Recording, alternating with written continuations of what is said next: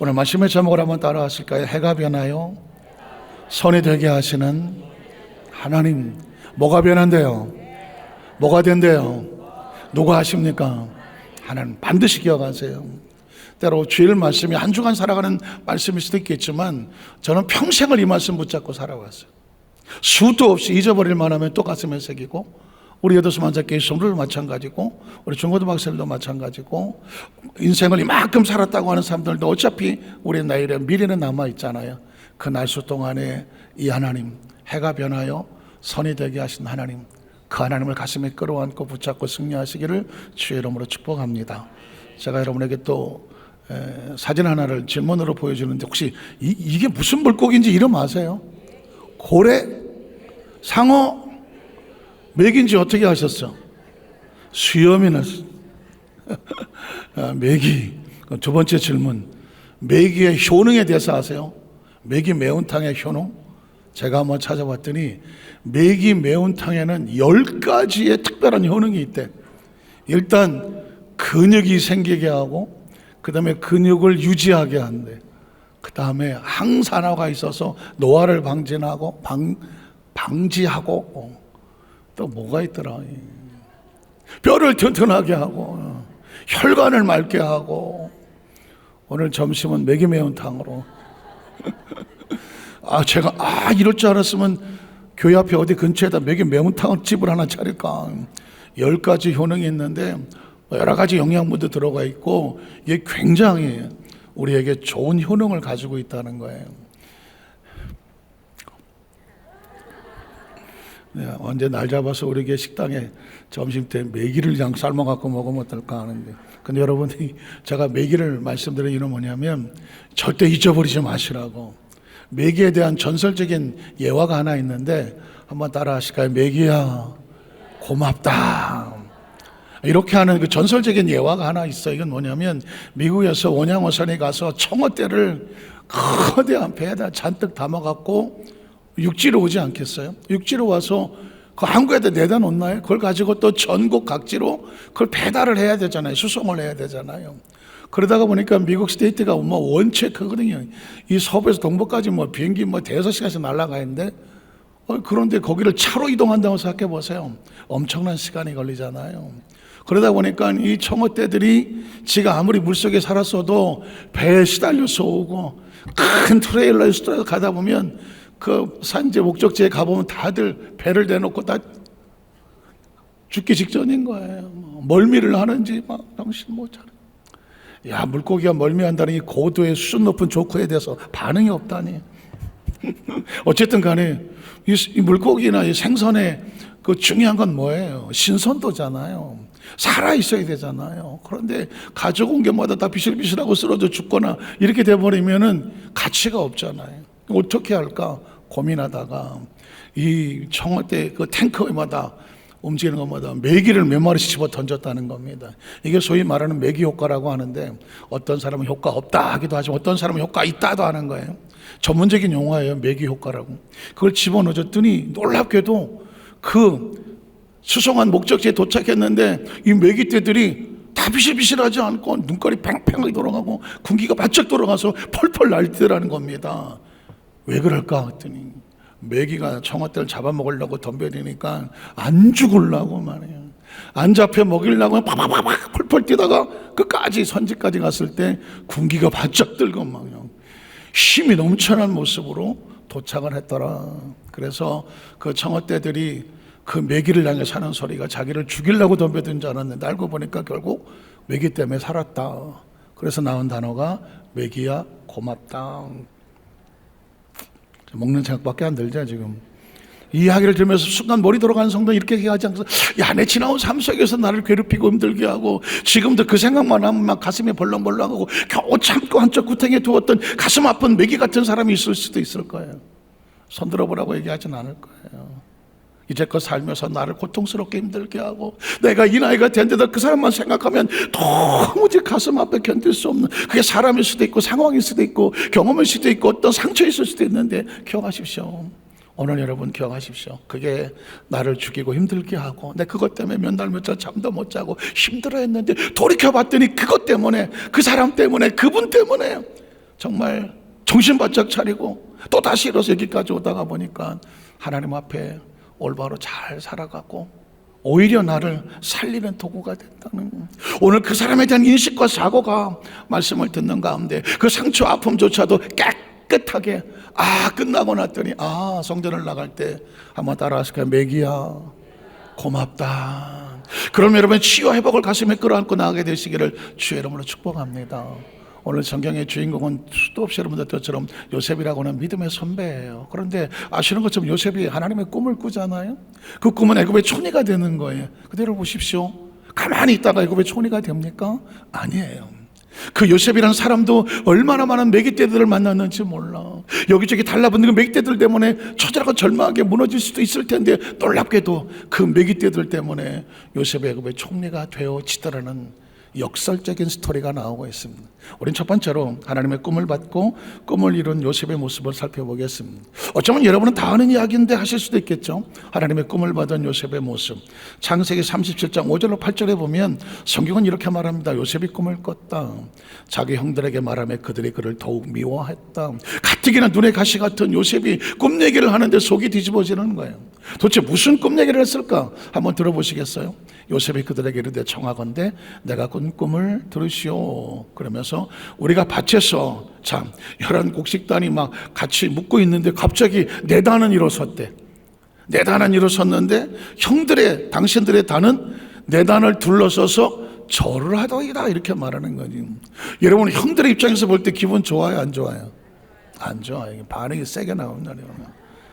아니 이거 뭐 새파랗게 그린 저 막내 11번째 막내 동생이 형들에게 하는 말이 꿈을 꿨는데 내 단은 볕단은 일어섰는데 형들의 단은 갑자기 나한테서 엎드려서 절을 하더래.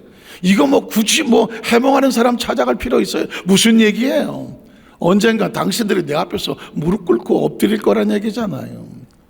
아니 그렇지 않아도 평생 상태가 안 좋아서 저 자식만 보면 밥맛이 없는 놈인데 또 그런 소리 하니까 심기를 건드리잖아요. 그랬더니 그 소리 듣고 어떤 반응이 나올까요? 그 형들에게 이르되 내가 참으로 우리 왕이 되겠느냐? 참으로 우리를 다스리게 되겠느냐 하고 어떻게 그의 꿈과 그의 말로 말미암아 그를 더욱 뭐하더라 미워했습니다.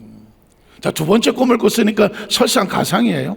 요셉이 다시 꿈을 꾸고 그 형들에게 말하여 이르되 내가 또 꿈을 꾼즉 아마 꿈 얘기하면 형들이 심장이 벌렁벌렁할지도 몰라요. 이 자식이 또 무슨 소리를 하려고 그러나. 이번엔 해와 달까지 동원돼요.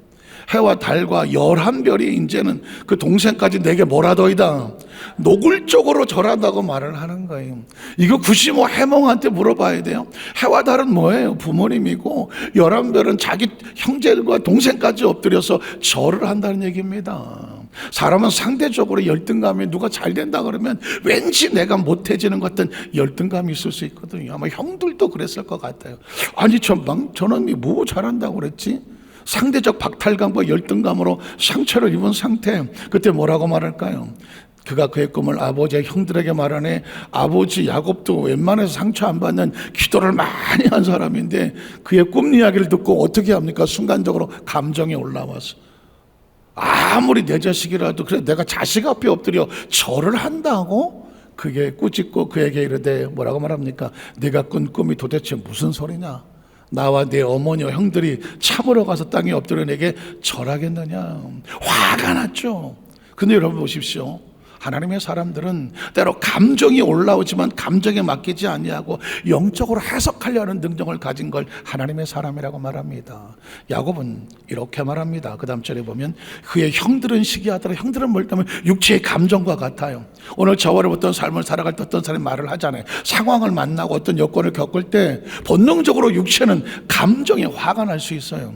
그런데 그의 아버지는 내 마음속에 영성을 말하는 겁니다. 영성 가진 사람은 어떻게 한다? 그 말을 간직해 두었다라는 것입니다. 저와 여러분의 육과 영이 같이 있잖아요. 어떤 삶을 살아갈 때 누군가 부딪혔어요. 누군가 기분 나쁜 소리를 했어요. 내가 생각지 못한 아픔과 상처를 만났어요. 그때 육은 본능적으로 튀어서 반응하죠. 화가 나요. 분이 납니다. 그러나 여기 야곱은 아버지는 우리에게 넌 하나님의 사람이잖아. 어떻게 대할까요? 그 말을 가슴에 두었다는 얘기는 뭘까요? 이 말 속에 하나님의 메시지가 담길 수 있다라는 거예요. 영은 하나님의 말씀을 들었을 때 어떻게 하냐면 감정으로 반응하지 않아요. 하나님께서 내게 주시고자 하는 메시지가 있다. 한번 따라 하실까요? 하나님께서는 지금 나에게 주시고 싶은 메시지가 있다. 여러분, 설교를 들을 때 어떤 사람은 똑같이 다 설교를 똑같이 듣겠어요. 어떤 사람은 감정으로 듣고, 어떤 사람은 생각으로 듣고, 어떤 사람은 그냥 지혜로 듣고, 어떤 사람은 사고로 듣겠죠. 그러나 영적인 사람은 달라요. 하나님께서 지금 이 시간에 나에게 처해 있는 상황 가운데 어떤 메시지를 주시기를 원할까? 전 말씀을 가슴에 품었다가 그 말씀을 붙잡고 상고하고 늘 붙잡고 기도하다가 그 말씀의 뜻을 발견하고 말씀이 여러분을 이끌어가시기를 주의 이름으로 축복합니다. 결국 어떻게 되었을까요? 꿈대로 애굽은 요셉이 애굽의 총리가 됩니다. 41장 37절로 43절에 보면 바로가 그의 모든 신하가 이를 좋게 여겼더라. 바로가 그의 신하들에게 대해 이와 같이 하나님의 영에 감동된 사람을 우리가 어찌 찾을 수 있으리요 하고 요셉에게 이르되 하나님이 모든 것을 내게 보이사 너와 같이 명철하고 지혜 있는 자가 없도다. 너는 내 집을 다스리라. 내 백성이 다 내 명령에 복종하려. 내가 너보다 높은 것은 내 왕자뿐이니라. 바로가 또 요셉에게 이르되 내가 너를 애굽 온 땅에 뭐가 되게 해요? 총리가 되게 하는. 사실 그 꿈은 우리가 다 알고 있는 이야기지만 요셉이 애굽에 뭐가 됩니까? 총리가 되는 꿈이었었잖아요. 형들은 몰랐고 아버지도 몰랐죠. 요셉 자신도 몰랐을 거예요. 때로 하나님께서 하시고자 하는 건 우리가 모를 수도 있어요. 그러나 하나님 이미 알고 보여주신 거거든요. 그리고 하나님의 계획은 한날 100일몽으로 끝나지 않고 실제로 요셉은 애굽의 총리가 됩니다. 총리가 되려면 가만히 있어도 됩니까? 아니잖아요. 그 수한 과정을 통해서도 놀랍게도 하나님은 총리가 되게 하셨습니다. 그 다음 절에 보면 이렇게 나오죠. 자기 인장 반지를 빼어 요셉의 손에 끼우고 그에게 세마포옷을 입히고 금사슬을 목에 걸고 자기에게는 버금술에 그를 태우며 무리가 그 앞에 소리지기를 엎드리라 하지 않습니까? 뭔가 꿈의 가장 포인트가 뭐였어요? 10볕단이 엎드리고 11별이 엎드렸잖아요. 그러니까 요셉이 꾼 꿈은 그냥 지나간 꿈이 아니었어요. 하나님께서 그 앞에 무릎 꿇게 하시는 상황인데 지금 하나님은 바로 그걸 재현하고 있습니다. 그리고 마침내 창세기 42장 1절 6절에 보면 꿈대로 그 형들이 요셉 앞에 무릎을 꿇었습니다. 이 이야기는 뭐냐면 하나님의 꿈의 이야기는 그냥 어젯밤 지나간 기억으로 끝나지 않아요. 하나님의 꿈은 계획대로 이루어진다는 거예요. 한번 따라 하실까요? 하나님의 꿈은 계획대로 하나님이 친히 이루어 가십니다. 여기서 중요한 건 더 따라 하나님의 때에 하나님의 방법으로 하나님이 이루신다는 겁니다. 꿈을 꾸는 사람은 도대체 이게 언제 이루어질지 몰라서 늘 불안하고 이게 될까 하지만 제가 말씀드렸습니다. 하나님의 꿈은 하나님의 계획대로 하나님이 친히 하나님의 시간과 하나님의 공간과 하나님의 방법으로 이루어지는 거죠. 요셉이 스스로 선택했던 시간, 스스로 했던 공간, 스스로의 방법은 하나도 없었습니다. 그런데 그가 선택했던 것은 하나님의 꿈 안에 있었을 때 이루신 것은 하나님 자신이 친히 계획과 방법으로 하나님의 때, 하나님의 시간, 하나님의 공간 안에 하나님이 방법대로 이루신 작품이 바로 요셉의 모습을 보고 있습니다. 자, 그때 또 야곱의 애굽에 곡식이 있음을 보고 아들들에게 이르되 너희는 어찌 서로 바라보고만 있느냐. 야곱이 또 이르되 내가 들은즉 저 애굽에 곡식이 있다 하니 너는 그리로 가서 거기서 우리를 위하여 사오라. 그러면 우리가 살고 죽지 아니라며. 요셉의 형 10사람이 애굽에서 곡식을 사려고 내려갔으니 야곱이 요셉이 아우 베냐민은 그 형들과 함께 보내지 아니하였으니 이는 그의 생각에 재난이 그에게 미칠까 두려워함이었더라. 자, 이스라엘의 아들들이 양식 사러 간 자 중에 있으니 가나안 땅에 기근이 있음이라. 때 요셉의 나라의 총리로서 그 땅 모든 백성의 곡식을 팔더니 요셉의 형들이 와서 그 앞에 땅에 엎드려잖아요. 성경은 정확합니다. 네가 정말 우리 앞에 높아져서 우리가 네 앞에서 무릎 꿇을 날이 올 것이냐라고 물었지만 하나님의 꿈은 그들을 무너뜨리고 하게 하셨습니다. 그러니까 우린 저기서 굉장히 중요한 걸 기억하셔야 돼요. 하나님의 꿈은 하나님이 이루어가신다. 자, 우리 여도수 만사교회 모든 성도들이 말씀을 들을 때 하나님의 꿈을 꾸게 되시기를 축복합니다. 기도할 때 하나님의 꿈을 꾸게 되시기를 바랍니다. 여러분의 간절한 소원 가운데 하나님의 꿈이 임재하게 되시기를 주의 이름으로 축복합니다. 꿈이라는 단어가 여러분 추상적으로 들을지 모르지만 하나님의 계획이에요. 하나님의 마음이에요. 하나님의 목적입니다. 맡기시는 사명입니다. 우리가 이 땅에 태어날 때에 무의미하게 태어났을 것 같아요. 이 땅에 무의미하게 존재하는 것은 하나도 없습니다. 하나님의 사람들은 바로 하나님의 꿈을 발견하는 건데 요셉이 하나님께 엎드려서 하나님의 꿈을 꾸셨던 것처럼 저와 여러분에게 또 하나님 꿈을 주실 수 있다라는 것을 성경 통해서 말씀하는 거예요. 그런데 아까 제가 말씀드렸지만 하나님의 꿈은 하나님께서 친히 만들어 가시는데 그 방법 속에 때로 하나님께서 매기를 사용하신다는 거예요. 그렇다고 뭐 꼭 매기라는 것은 아니지만 매기처럼 우리의 삶의 아픔과 상처와 눈물인 줄 알았는데 돌이켜보니까 그게 나에게 축복이 되더라. 두 번째로 하나님의 꿈을 이루도록 매기 역할을 하는 형들입니다. 자, 여러분 야곱의 품을 떠나서 하나님의 인도를 받게 되더라. 전 여기서 처음 이 말씀을 깨달았을 때 참 많이 눈물을 흘렸던 기억이 나는데요. 창세기 37장 29절 34절에 보면 르벤은 야곱의 12아들 가운데 형이에요. 가장 맏형이 돌아와서 구덩이를 본 중 거기 요셉이 없는지라 옷을 찢고, 혹시 기억하시겠습니까? 요셉이 형들이 양떼를 치러 가 있을 때에 아버지에게 허락을 받고 도시락을 들고 형들에게 점심 5찬을 도시락을 배달하러 간 거예요. 그런데 형들이 볼 때는 어떻게 생각했냐면, 저 재수 없는 놈, 날마다 꿈꾸는 놈, 우리보다 높아지겠다는 저놈이 온다, 아버지도 없다, 때는 이때다, 저를 쳐서 죽여버리자, 구덩이에 집어 던졌던 거거든요. 사실 거꾸로 뒤집어 말하면 하나님의 꿈을 꾼 사람에겐 이런 시련이 다가올 수가 있어요. 꿈을 가만 내버려 두지 않아요. 꿈을 좋아하는 사람보다 꿈을 반대하는 사람들이 너무나 많아요. 신앙은 때로 하나님의 꿈을 꾼 사람이 시련과 어려움을 당할 때에 꿋꿋이 그 꿈을 붙잡고 이겨내는 걸 신앙이라고 말하는 거예요. 그래서 잠깐 우리 어디 갔다 오자고 말하고 르벤이 와서 요셉을 좀 건져내려고 왔는데 그새 나머지 형들이 요셉을 팔아버렸어. 노예 상인들에게 팔아버렸어. 우리가 피를 흘릴 게 뭐가 있냐, 저기다 팔면 알아서 죽을 건데 라고 말합니다. 자, 그 다음 절에 보면 이렇게 말하죠.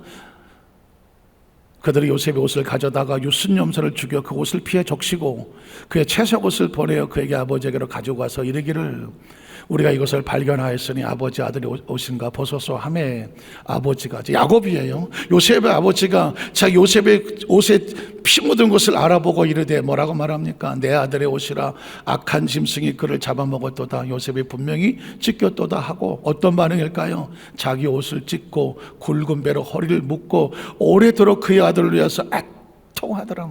이야기는 뭐예요? 이제 야곱의 생각 속에 아들 요셉은 죽었습니까? 살았습니까? 죽었다고 보는 거죠.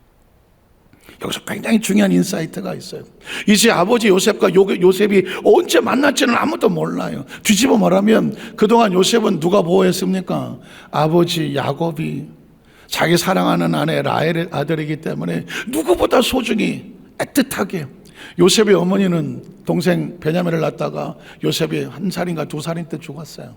어머니에 대한 사랑을 받아보지 못했어요. 그래서 극진하게도 야곱은 요셉을 끔찍히 여겼고 채색 옷을 입혔어요.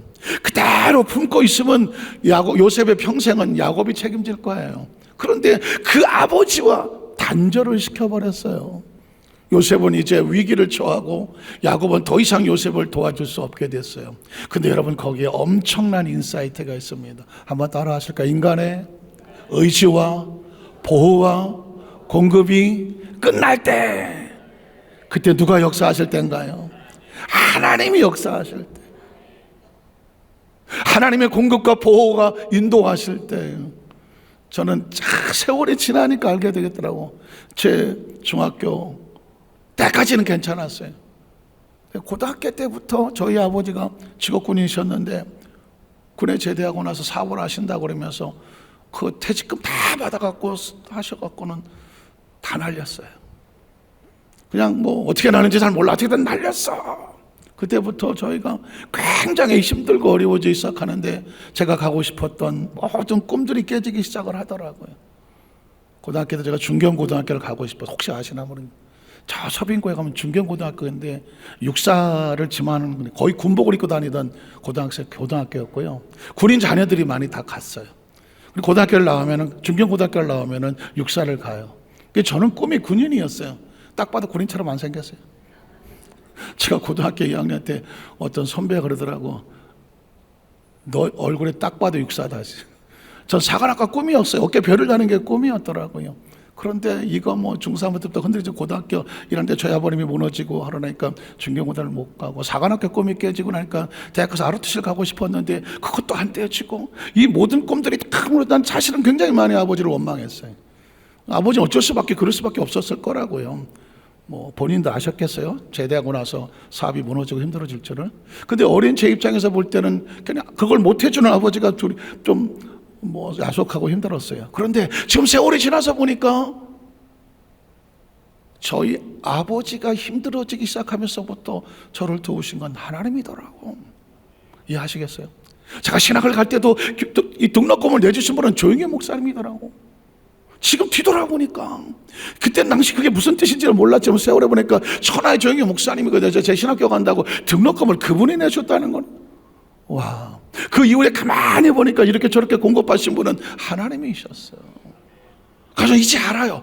인간의 어떤 공급과 인간의 어떤 의지와 인간의 어떤 것이 무너질 때 하나님의 사람들은 절망하지 마라. 그때는 하나님이 역사할 시간이다. 이해가시겠어요? 요셉은 겉으로 볼 때는 아버지로부터 단절되고 죽은 줄 알아서 어떻게 할 수 없었을 때 하나님은 그때부터 개입하시기 시작하셨습니다. 그래서 여러분 보십시오. 이제 두 번째 보면 총리가 되어 애굽으로 내려가야 되는데 그 형들이 애굽으로 요셉을 팔아버리더라고요. 25절 이하로 바라보면 그들이 앉아 음식을 먹다가 눈을 들어본 중 한 무리의 이스마엘 사람들이 길르앗에서 오는데 그 낙타들이 향품과 유황과 몰약을 싣고 어디로 갑니까? 왜 애굽으로 가야 돼요? 요셉의 꿈은 어디로 해서 이루어지는 거예요? 애굽이잖아요. 요셉은 어디서 총리가 되는 거예요? 애굽이 저쪽인지 모르겠지만 어쨌든 이쪽도 있다고 치고 어쨌든 간에 가만히 보면 우연은 하나도 없어요. 제가 늘 가슴에 품는 게 뭔지 아세요? 한번 따라, 하나님 안에 절대로 우연은 없습니다. 절대로 우연은 없어요. 하나님 우연과 재수와 요행에 맡기시는 분이 아니에요. 철저하게 계획대로 움직이는 거예요. 지금 가만히 보면 요셉이 애굽으로 팔려가는 건 우연과 재수가 아니에요. 형들은 죽으라고 팔아버렸지만 하나님은 정확한 계획식에서 애굽의 미디안 대상들에게 팔려가는데, 만약에 그게 무슨 인도로 갔다든가 뭐 어디 딴 데로 갔다면 하나님 꿈과 상관이 없잖아요. 애굽에 내려가는 사람들에게 형들의 마음을 움직여서 팔게 하셨습니다. 매기는 이 요셉을 죽으라고 팔아버렸지만 기억하십시오. 그 매기들은 요셉을 돕고 있어요. 어디로? 애굽으로 내려갈 수 있는 아주 그냥 전용기에다 파는 것과 같아요. 자, 애굽에 내려갔습니다. 그 다음 절에 보면 이렇게 말하죠. 유다가 자기 형제에게 이르되 우리가 우리 동생을 죽이고 그의 피를 덮어둔들 무엇이 유익할까? 자, 그를 이스마엘 사람들에게 팔고 그에게 우리 손을 대지 말자. 그는 우리의 동생이 우리 혈육이니라 하며 그 형제들이 청정하였더라.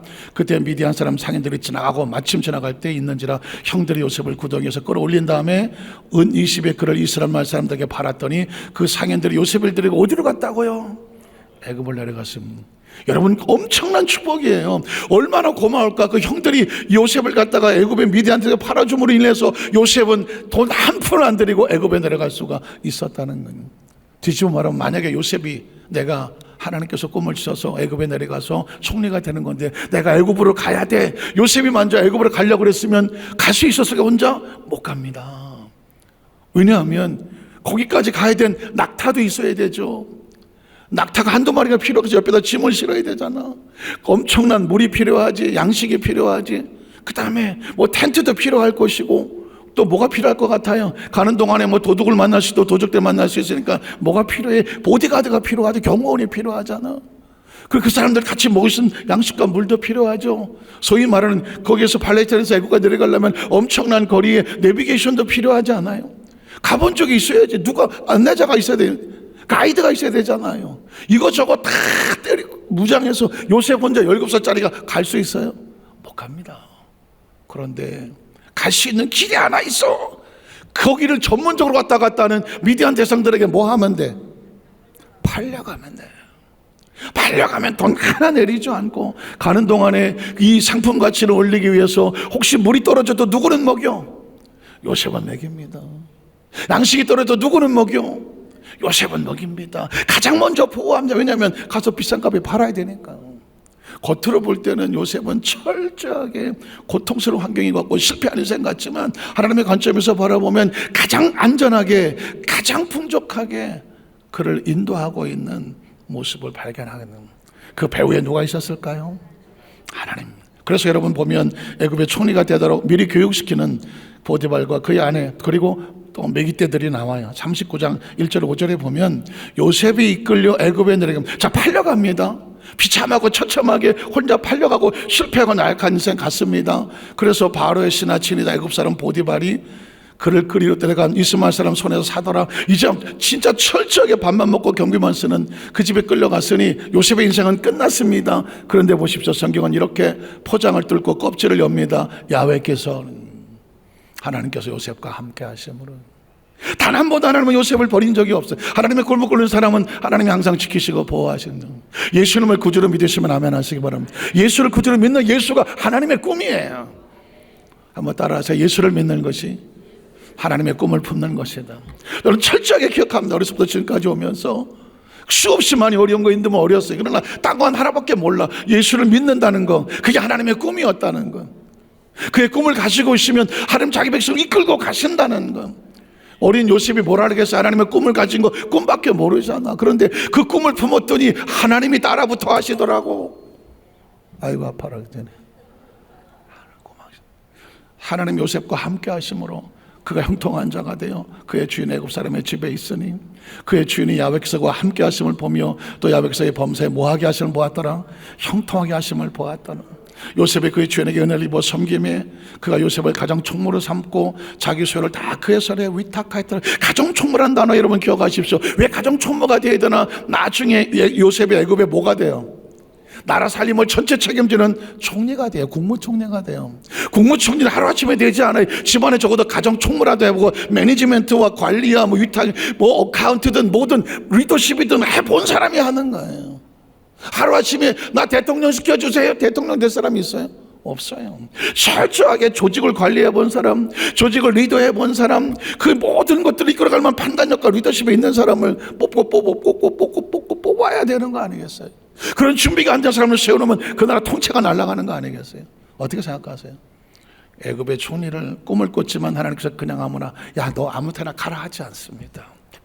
철저하게 훈련시키고 준비하고. 여러분이 하나님의 사람들인데 왜 하나님 나에게 아직도 여전히 이런 연단이 있어요? 왜 나한테 이런 어떤 시달림이 있어요? 억울함이 있어요? 혹시 여러분의 마음과 생각대로 안 된다고 절망하지 마세요. 지금 하나님은 저와 여러분을 만들어가고 있는 중이에요. 한번 따라하시게. 하나님은 지금 하나님의 꿈을 이루시도록 나를 뭐하고 있다? 만들고 있습니다. 우리 자국자면 축복합니다. 하나님 당신을 만들어가고 있습니다. 확실하십니까?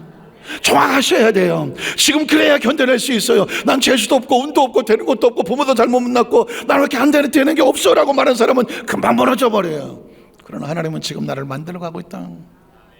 그분이 나를 지금 만들고 있는 중이라고 생각한다면 어떤 경우도 포기하지 않아요. 어떤 경우 절망하지 않아요. 뒤로 물러서지 않아요. 상처받지 않아요. 아름다운 조각가의 손에 들려있는 그 돌은 망치가 다고 끓이다고 나를 깎아내고 할 때에 그 망치와 끓을 다해서 덤벼들거나 상처받지 않아요. 철저하게 깎아달라. 아주 곱고 아름답게 만들어달라. 왜? 그래야 뭐가 된다? 작품이 되기 때문에. 작품이 되기 때문에. 여러분 적어도 그런 이 판세를 읽을 수 있는 영적 통찰력을 갖게 되시기를 주 여러분을 축복합니다. 요셉의 시대는 우리에게 이 통찰력을 주는 거예요. 너 힘들어도 절망하지 마라. 사람에게 시달려도 절망하지 마라. 우리 홀짝이 혼자 남아도 절망하지 말라. 오히려 내면을 단단하게 다스려라. 무장시켜라. 네가 철저하게 스케일이 커지고 해안이 열려지고 통찰력이 생기고 단단해질수록 네가 맡을 그 단체나 그 비전은 더 안전할 수가 있는 거예요. 어설프게 돼서 어설프게 단체 맡지 마라. 어설픈 사람은 어설프게 끌고 가지만 단단한 리더가 그 단체를 단단하게 만들어가는 거예요. 하나님께서 요셉을 만들어 갑니다. 야훼께서 요셉을 위하여 어떻게 애굽 사람의 집에 복을 내리심으로 야훼의 복이 그의 집과 밭에 있는 모든 소유에 미치다. 요셉 때문에 그 집이 복을 받았습니다. 이유가 뭘까요? 그 집이 왜 복을 받을까요? 요셉을 철저히 훈련시키는 동안 요셉을 보호하도록 만들어주시는 거죠. 14절로 18절도 마찬가지입니다. 여인이 요셉이 그 옷을 자기 손에 버려두고 도망하여 나감을 보고 그 여인의 집사람들이 불러서 그들 이르되 보라 주인이 히브리 사람을 우리에게 데려다가 우리를 희롱하게 하는도다. 그가 나와 동침하고자 내게로 들어오므로 내가 크게 소리를 질렀더니 그가 나의 소리 질러 부름을 받고 그의 옷을 내게 버려두고 도망하여 나갔느니라 하고 그의 옷을 곁에 두고 자기 주인이 집으로 돌아오기를 기다려 이 말로 그에게 말하 이르되 당신 우리에게 데려온 히브리 종이 나를 희롱하려고 내게로 들어왔으므로 내가 소리 질러 불렀더니 그가 그의 옷을 내게 버려두고 밖으로 도망하여 나갔나이다. 저 유명한 요셉이 보디발 장군의 집에서 쫓겨나던 날 어떻게 쫓겨나요? 전혀 예상치 않게 오해를 당하고 아니 오해가 그냥 모함을 당하고 그냥 함정에 빠져서 보디발 장군의 아내가 요셉을 성폭행으로 몰아서 피투성으로 가장 불쌍하고 가장 혐오스러운 성폭행으로 몰려갖고 감옥에 끌려가잖아요. 인생의 삶을 살아가면서 정말 억울하고 힘들고 어리고 고통스러운 그 과정을 겪어본 사람들은 사실은 그 앞에서 절망할 때 내 꿈이 산대로 안 되고 생각대로 안 되고 진짜 좀 최선을 다해보려고 한 사람은 누군가의 모함을 당하고 모략을 당하고 오해를 당하고 어떤 구덩이에 처박혀질 때 그 충격은 이루 말할 수도 없을 거예요. 어쩌면 요셉은 거기서 그냥 죽고 싶지 않았을까요? 그 엄청난 많은 사람들이 모멸감과 손가락질, 아예 저 자식의 저게 성폭행범이래. 아이고, 보디발 장군의 아내가 얼마나 잘해줬는데 그래, 그런 짓을 할 수가 있어. 그런 오해와 모멸과 질시가 다가올수록 요셉은 끝없이 나락으로 떨어지지 않겠어요? 사랑하는 성도 여러분, 기억하십시오. 요셉은 우리에게 어떤 메시지를 주고 있는지 알아요? 나는 이처럼 처참하게 무너져 봤다. 처참하게 오해를 당하고 모략을 당하고 손가락질 당하고 그래서 감옥에 처박혀 밑바닥까지 가봤다. 사랑하는 여의도서 만상교회 성도 여러분이요, 여러분은 무엇 때문에 아파하십니까? 무엇 때문에 억울해하십니까? 무엇 때문에 지금 처절하게 절망하고 그 희망의 줄을 내려놓고 권고하게 넘어져 있습니까? 나 요셉은 그 상황 속에서도 절망하지 않았습니다. 낙심하지 않았습니다. 여도수 만상교회 성도 여러분, 하나님이 포기하지 않았다면 여러분 절대로 포기하지 마십시오. 하나님이 절망하지 않았다면 여러분 절대로 절망하지 마십시오. 하나님께서 여러분을 여전히 붙잡고 있다고 한다면 여러분 끝까지 하나님 놓지 마십시오. 그분은 우리에게 외치고 있지 않겠습니까? 오늘 성경에 보니까 요셉은 피투성으로 처박혀 넘어졌지만 제가 여러분 말씀드렸잖아요. 거기서 쫓겨나는 게 축복이라고. 인생을 살다가 보면 왜 내가 그때 그 상황에서 나에게 그런 어려운 일을 당했을까? 요셉은 거기서 쫓겨나는 게 축복입니다. 왜냐하면 거기서 쫓겨나야 대학원을 갈 수 있잖아. 왕의 감옥으로 들어갈 수 있잖아. 왕의 감옥에 가야 거기서 총리가 될 수 있다니. 좀 어려운 단어지만 한번 따라해. 떨어지는 것도 축복이다. 쫓겨나는 것도 축복이다. 오해당하는 것도 축복이다. 손가락 당하는 것도 축복이다. 찬양대만 하면 한다. 어려운 단어들만 제가 얘기를 했지만 세월이 지나고 나면 기억하게 됩니다. 그때 때로 하나님도 원망스럽고 주위의 사람들이 날 조금만 도와줬으면 내가 이 고생은 안 할 텐데 하지 마십시오. 하나님은 지금 여전히 나를 포기하지 않고 만들어가고 있다는 사실은, 요셉은 지금도 여전히 하나님께서 만들어가는 작업 중이었었지 그렇게 쫓겨났다고 하나님이 포기하지 않는 거예요. 심지어 왕의 감옥에 들어가지 않습니까? 20절 23절에 보면 요셉의 주인이 그를 잡아오게 가더니 그 옥은 왕의 제수를 가두는 곳이었더라. 요셉의 옥에 갇혔으나 그 야훼께서 요셉과 뭐 하시고 함께 하시고 그의 인자를 더하사 간사하게 은혜를 받게 하심에 간수성 옥중 제수를 다 요셉의 손에 맡김으로 그 재반섬을 요셉이 처리하고 간수성은 그 손에 맡긴 것을 모두 살펴보지 아니하였으니 이런 야훼께서 요셉과 함께 하심이 있더라. 야훼께서 그를 범사에 뭐하게 하셨더라. 나에게 아무 일도 아니라는 게 축복이 아니에요. 내가 힘들고 어려운 일을 당하지만 그 과정을 통해 하나님 나를 만들어 가시는 게 축복이라는 거예요. 애굽의 총리가 되고 싶으세요? 총리가 되려면요 훈련을 받아야 돼요. 작은 단체라도 흔들어 볼 수 있는, 리더를 해볼 수 있는 경험이 있어야 되는 거고요. 뭔가를 해보려고 하면 그 과정과 경험을 통해서 되어지는 거예요. 그 과정과 힘들은 쉽지 않아요. 그러나 그 과정을 통과하는 사람에게 하나님께서는 큰 역할도 맡기는, 하나님의 축복을, 물질의 복을 받고 싶다면 물질을 핸들할 수 있는 물질에 대한 경험이 있어야 되고요, 물질에 대한 지식이 있어야 되고, 물질에 정확한 물질관이 있어야 되잖아요. 조직을 이끌어가고 싶다면 리더십이 있어야 되잖아요. 사람이 어떻게 끌고 가야 되는지, 뭘 해야 되고 할지 말아야 되는지 같은 마음의 준비가 되어 있어야 되지 않겠어요? 거대한 전쟁을 이끄는 군사의 장군이 되려고 하면 그 군사를 이끌어갈 만한 장군으로서의 자격이 있어야 되지 않겠어요? 훈련이 있어야 되지 않겠어요? 하루아침에 명예를 될 수는 없잖아요. 저는 여기서 하나님께서 요셉을 큰 일을 만들기 위해서 만들어 가시는 하나님의 열심을 보게 되더라고요. 한번 따라하세요. 하나님의 열심. 하나님의 열심. 하나님이 포기하지 않고 열심으로 한다고 하면 우리는 그의 손에 붙잡히기만 하면 되는 거거든요. 요셉은 우리에게 그 말씀을 합니다. 37절로 38절에 보면 이렇게 말하죠. 바로와 그의 모든 신하가 이를 좋게 여겼더라. 바로가 그의 신하들에게 이르되 이와 같이 하나님의 영에 감동된 사람을 우리가 어찌 찾을 수 있으리요. 요셉에게 이르되 하나님이 모든 것을 내게 보이셨으니 너와 같이 명철하고 지혜 있는 자가 없도다. 너는 내 집을 다스리게 내 백성이 다 내 명령에 복종하리니 내가 너보다 높은 것은 내 왕자뿐이니라. 바로가 또 요셉에게 이르되 내가 너를 내고 온 땅에 총리가 되게 하노라 하고 자기 인장 반지를 빼어 요셉의 손에 끼우고 그에게 세마포스를 입히고 금사슬을 목에 걸고 자기에게는 복음수의 그를 태하며 무리가 그 앞에서 소리지기를 엎드리라 하더라. 바로가 그의 애굽 전국을 뭐 했다? 총리. 어느 날 저는 이런 생각, 우리 다 요셉의 애굽의 총리 되게 하려고 빌던가요? 나 총리 되게 해주세요 빌던가요? 아니더라고요. 때로 우리는 나가서 기도할 때 뭐 빈다고 생각하잖아요. 하나님의 사람들은 빌지 않아요. 철저하게 훈련받고 준비가 되면 하나님이 뽑아서 쓰는 거라고. 전 그렇게 되기를 주의 이름으로 축복합니다. 네 정성이 부족해서 어디 가면 맨날 이러고 있더라고. 하나님이 이거 보고 네가 비로소 대시켜줄 것 같으면 세상에 돌부처가 뭐가 달라. 성경에 보면 하나님은 빈다고 되는 게 아니더라고. 철저하게 준비되고 훈련되고 하나님의 마음에서 이제 됐다고 생각하면 네가 가라, 네가 총리가 되라, 되게 하시더라고. 한번 따라, 되게 하시는 하나님, 되게 하신 하나님. 저는 그래도 그런 마음의 자존감은 있어요. 하나님, 여기서 내가 철저히 최선을 다하는 원하시는 마음의 중심 붙잡고 할게요. 필요한 때 하나님께서 뽑아서 필요하시면 뽑아 쓰세요. 저는 우리 성도들에게 그 은혜가 함께하기를 축복합니다. 물질을 주세요. 물질이 달라고 하는 게 아니라 너에게 이만큼 맡겨도 될 만하구나. 하나님께서 너에게 물질을 맡길 만한 사람 찾을 때 너에게 줄게, 이 자리를 너에게 줄게, 이 사명을 너에게 줄게. 우리 중고등학생들도 마찬가지. 저도 저 시절을 지났으니까. 어떤 분은 제가 원래 이렇게 생긴 줄 알아요.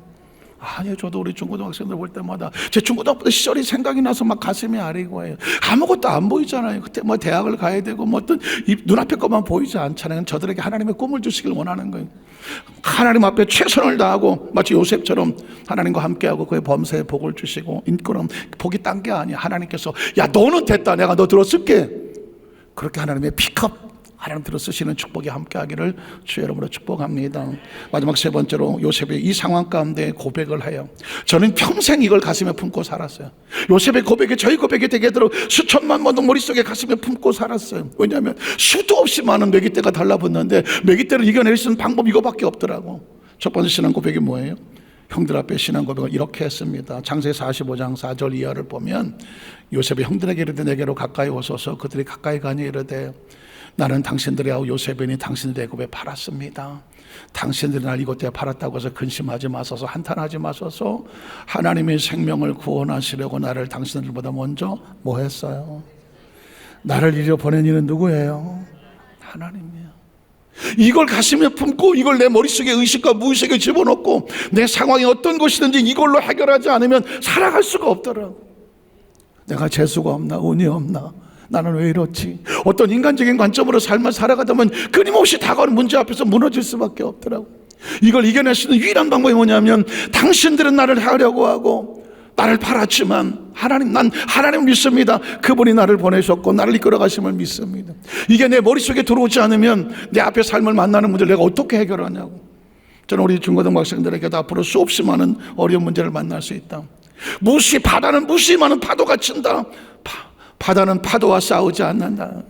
그 파도를 안고 큰 물결을 치면서 바다를 만들어가는 것처럼 인생의 삶 가운데 수없이 많은 파도가 밀려온다. 인생의 문제 앞에서 절망과 좌절하고 싸우지 않는다. 그 문제 앞에서 하나님의 인도하심과 역사하심을 바라볼 수 있는 영적인 통찰력을 갖게 되기를 주의 이름으로 축복합니다. 요셉은 지금 우리에게 그 얘기를 하는 거예요. 내 인생에도 무수히 많은 문제가 있었다. 그러나 나는 그 상황 속에서도 세상에 휩쓸려가는 존재가 아니라 하나님의 나를 만들어가고 계시는, 요셉은 이렇게 말하죠. 나를 하나님이 보내셨습니다. 그 다음 절에 보면 이 땅에 2년 동안 흉년이 들어서는 아직 5년은 밭갈이도 못하고 추수도 못합니다. 하나님이 큰 구원을 당신의 생명을 보존하고 당신의 후손을 세상에 두시는 목적으로 인하여 나를 당신들보다 먼저 뭐 했다? 보냈다. 한번 따라하자. 하나님이 보내셨습니다. 하나님이 보내셨습니다. 하나님 보내셨습니다. 여러분 스스로 여러분 자신에게 말하십시오. 절망이 다가오고 외로움이 다가오고 두려움이 다가오고 막막함이 다가올 때마다 외치십시오. 하나님이 나를 보내신다. 하나님 나를 만드신다는 거예요.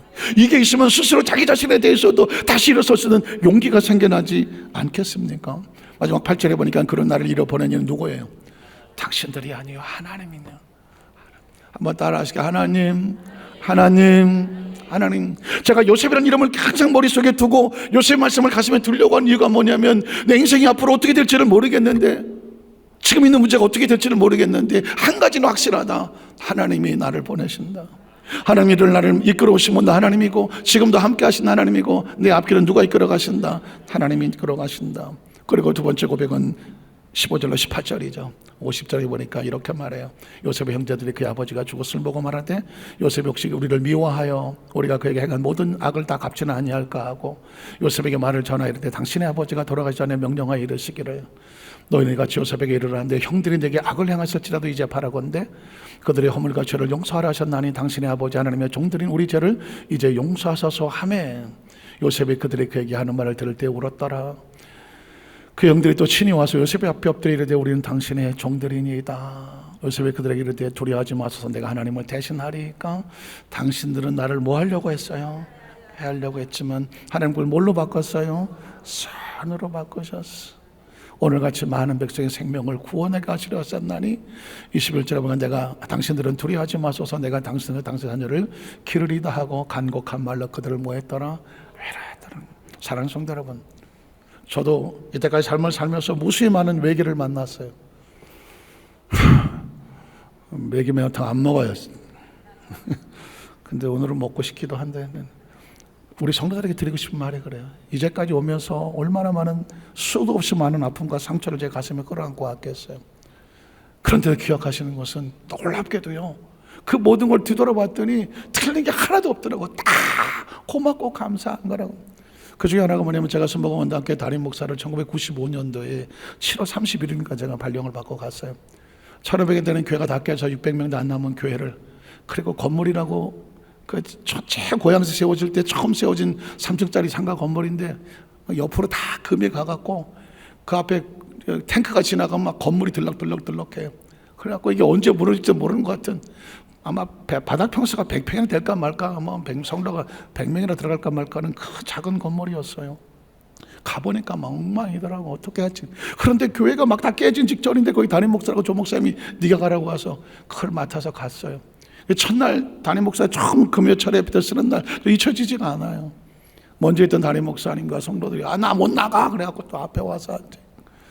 강대상에 그 옛날 시골 그 신문에나 나는 강대상에 담임 목사 둘이 올라가 갖고 제가 35밖에 안 됐는데 이거 어떻게 이런 상황을 어떻게 내가 파악할지를 뭐 들어본 적도 없고 누가 신학교 가르쳐 준 적도 없는데 어떻게 해야 하나님, 그때부터 눈물로 기도할 수밖에 없어요. 어쨌든 마이크를 붙잡고 상황을 해석하고 100일 동안 취임예배, 교회 취임해서 취임예배 때 100일이 걸렸어. 매 교회는 전쟁터였어. 그 상황 가운데 견딜 수가 없어. 매일 저녁 기도로 나올 때 감사한 건 겟세마네 기도를 선포를 했는데 그때 당시 순복음원단교회 교회 성도들 200명 300명이 매일 저녁 교회에 와서 기도해. 아마 어쩌면 그때 이후로 제가 순복음원단교회 있을 때 365일 겟세마네 기도를 선포하고 매일 저녁 기도회가 있었어요. 매일 저녁. 지금도 하는지 모르겠어요. 그런데 그렇게 눈물로 기도하다가 100일 만에 상황이 끝났어. 자, 문제는 뭐냐면 한시름 났나 그랬더니 이 매기가 지나갔더니 다른 매기가 나타났어. 그거는 이제 그때 당시에 재정이 아무것도 없어. 4억 3천 전세금 하나밖에 없는데 갑자기 그 조물주보다 더 높은 걸 뭐라 그래요? 건물주라 그래요. 얼마나 무서운지. 이 건물주한테 뭐 내용 증명 같은 게 왔는데 보니까 이 전세 만기가 끝났으니까 전세금을 올려달라 그러면서 1억 5천을 올려달라 그러더라고. 4억 3천짜리 그 전세금에 1억 5천을 달라고 그래. 지금 1억 5천에 천원 150만도 없을 판인데. 그래서 그 내용 증명을 들고 그 건물주를 찾아갔어요. 조금 찾아가는 거예요. 응암동에 어디 찾아갔더니 사무실 딱 들어갔더니 금복주가 앉아 있더라고. 우리 성도들은 뭐 술을 안 먹으니까 금복주가 뭔지 알 수가 있나? 이러고 앉아 있더라고.